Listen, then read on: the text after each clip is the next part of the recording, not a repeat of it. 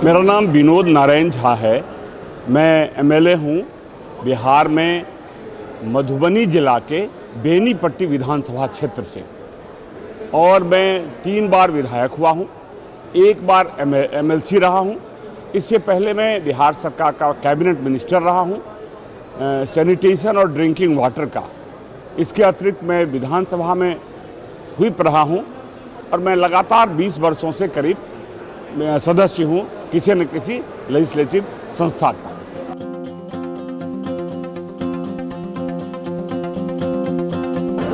देखिए, बिहार में जो मूल समस्याएं हैं वो तो नॉर्थ बिहार की मिलती जुलती है। एक तो गरीबी है, पलायन है, लोगों को बाहर जाकर जॉब ढूंढना पड़ता है पंजाब से लेकर बाकी जगह पर, और बाढ़ की एक बड़ी समस्या है। लेकिन इसके बावजूद विकास हो रहा है, और विकास की गति बढ़ी है इन दिनों में, और लोगों की आकांक्षाएं भी बढ़ी है, इसलिए उन समस्याओं का निदान भी हो रहा है।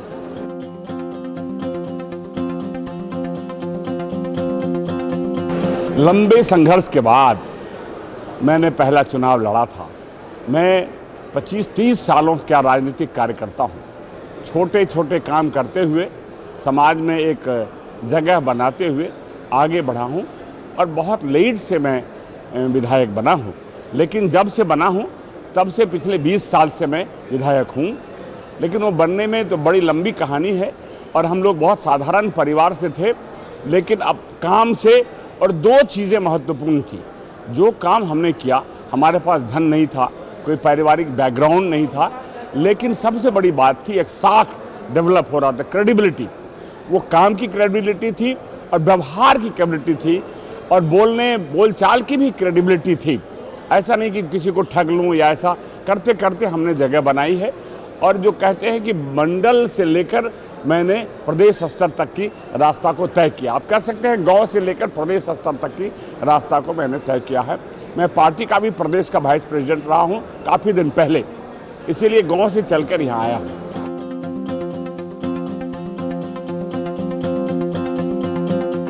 ये कहना थोड़ा कठिन हो जाता है कि मैं किसको बहुत यादगार मानूं।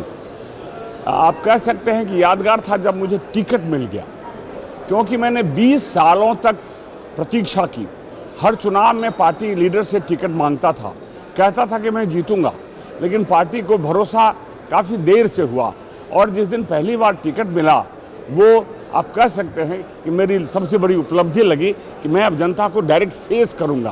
पहले भी नेता था, मैं ब्लॉक, जिला, प्रदेश में पदाधिकारी बनता रहता था, लेकिन जनता को फेस करूंगा, ये मेरे लिए सबसे बड़ी उपलब्धि लग रही थी।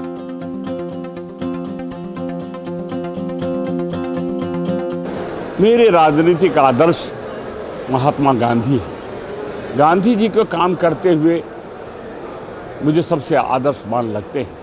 गांधी जी का काम को ही मैं अनुकरण करता हूं। और जब सबसे तकलीफ मुझे तब होती है जब सोशल मीडिया पर आज के नौजवान गांधी जी को गाली देते हुए दिखते हैं, तो मुझे बहुत तकलीफ होती है, क्योंकि मुझे लगता है इन्होंने गांधी जी के बारे में जाना नहीं है, पढ़ा नहीं है, समझा नहीं है। गांधी जी आइडियल हैं।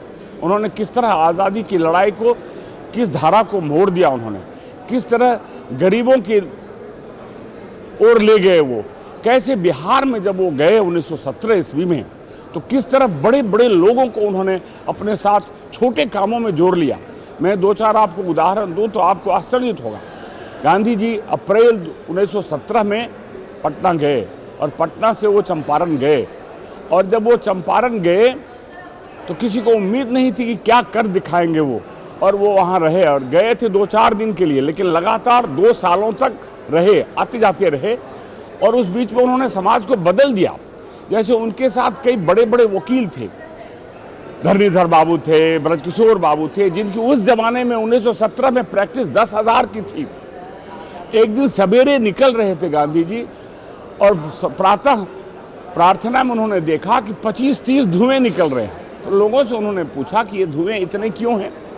तो लोगों ने बताया कि ये बड़े लोग जो आपके साथ चल रहे हैं, बड़े बड़े वकील, बड़े बड़े प्रोफेसर्स, बड़े बड़े पैसे वाले सेठ लोग, उन लोगों के खाने बन रहे हैं। गांधी जी कुछ नहीं जवाब दिया। शाम में उन्होंने कहा, जब वो प्रार्थना में बैठ गए तो गांधी जी ने उन लोगों से पूछा शाम के प्रार्थना में कि यदि हम 30 लोग एक साथ खाना नहीं खा सकते तो इस देश की 35 करोड़ आबादी को साथ कैसे ले सकते हैं। और लोगों ने साथ खाना शुरू कर दिया अगली आवाज़ में। उस जमाने में एक जात बिहार में दूसरी जात का खाना नहीं खाता था। ब्राह्मण वकील कभी भी छोटी जातियों के हाथ का खाना नहीं खा सकते थे। यदि छोटी जात के भी बड़े लोग थे तो कुक ब्राह्मण रखते थे। इसलिए ब्राह्मण रखते थे क्योंकि सभी क्लाइंट आएंगे तो वो खाना खाएंगे। लेकिन गांधी जी के प्रभाव से वो बदल गया। सब लोग सामूहिक रूप से भोजन बनने लगा, खाना खाने लगा और सब लोग साथ चलने लगे। इसलिए गांधी जी ने सिर्फ आज़ादी की लड़ाई नहीं लड़ी, गांधी जी ने समाज को बदलने का काम किया। और सबसे आश्चर्यजनक हुआ कि अंग्रेज की सबसे बड़ी ताकत थी नैतिकता की। वो नैतिकता की बात करता था, लेकिन नैतिकता के आधार पर उन्होंने उसको नीचे दिखाया और पहली बार बिहार में टेनेंसी एक्ट को बदलना पड़ा, वहां के कानून को।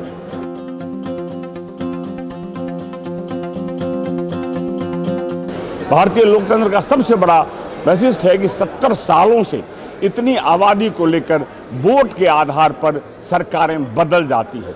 बड़े बड़े लोग चुनाव हार जाते हैं, बहुत पैसे वाले धन्ना सेठ साधारण आदमी से चुनाव हार जाते हैं। ये सबसे बड़ी विशेषता है।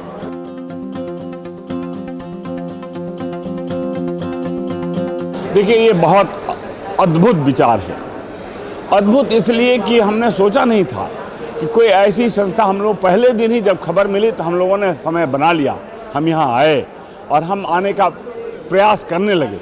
सभी दलों को आज बैठाना ये छोटी बड़ी बात है।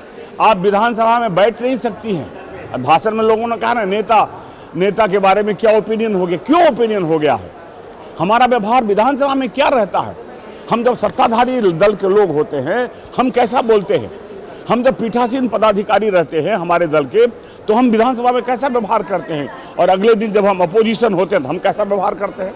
वो सिद्धांत कहाँ चला जाता है? तो सामने वाले यदि कोई नौजवान देखेगा तो क्या सोचेगा? कल तक कह रहे थे बहस कीजिए, जब ये सभापति इनकी पार्टी के थे, आज जब ये अपोजिशन में चले तो बहस होने नहीं देते हैं। और जो आज कहते हैं बहस होने दीजिए, कल वो जब सरकार नहीं होने देते, वो जब सरकार में देते हैं तो बड़े बड़े भाषण देने लगते हैं। बहस होनी चाहिए, मुद्दों पर बहस करिए। अरे भाई, आप अपोजिशन में थे तो क्यों नहीं सोचा? इसलिए कथनी और करनी में जो पॉलिटिशियनों का भेद हो रहा है ये बहुत चिंताजनक है। और एक जगह बैठकर यदि इस विषय पर चर्चा होगी, कैसे विकास के लिए हम एक बिंदु पर आएंगे। भारत एक है। जब आप जरा सोचिए, आज़ादी की लड़ाई में तो हजारों राजा महाराजा थे, जमींदार लोग थे। फिर किस आज़ादी की लड़ाई हो रही थी? आज़ादी भारत की लड़ाई हो रही थी। कोई हैदराबाद निज़ाम था, तो कोई हथुआ स्टेट था, तो कोई जयपुर स्टेट था, फिर राजा। क्योंकि भारत में तो कोई एकात्मता का सूत्र है। उस एकात्मता को मजबूत करना है और भारतीय राष्ट्र समृद्ध कैसे बने, इसके लिए सबको चिंता करना पहला काम है, यह आवश्यक है।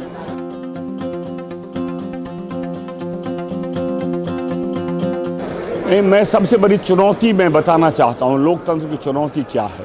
पैसे पर लोग वोट खरीदने लगे हैं, लोकतंत्र बहुत मरमाहत हो रही है। ऐसे में लोकतंत्र नहीं बचेगा। वोट पैसे से खरीदे जाएंगे तो ये जो मूल धारणा है वो बदल जाएगी। अपराधियों का प्रवेश जिस स्पीड में हो रहा है वो सबसे अधिक चिंता का विषय है। और काम के बजाय अपराधियों को लोग वोट देते हैं, उनमें एक हीरोशिप ढूंढने लगते हैं अपने जात के हिसाब से, और वो सबसे बड़ा खतरा है। धन से बचाना है, क्रिमिनल से बचाना है, और ये सबसे ज़रूरी है। नौजवानों से मैं कहता हूँ कि लोकतंत्र में अनेक खामियां हो सकती है, लेकिन दुनिया में लोकतंत्र से अच्छा कोई शासन व्यवस्था नहीं है। लोकतंत्र कैसे मजबूत होगा इसकी चिंता करिए। और भारत की सबसे बड़ी खूबी है कि हमारे पड़ोसियों में जो लोकतंत्र लगातार नहीं चल सका। दुनिया में लोकतंत्र, यूरोप को छोड़ दीजिए तो चलना मुश्किल है, लेकिन हम चला रहे हैं। इस गौरव को बचाइए और लोकतंत्र कैसे मजबूत हो इसके लिए काम करिए। और जब आप काम करते हैं तो अपने लिए तो आगे बढ़ते हैं, बढ़िए। आप बढ़ते हैं तो समाज बढ़ता है, समाज गौरवान्वित होता है।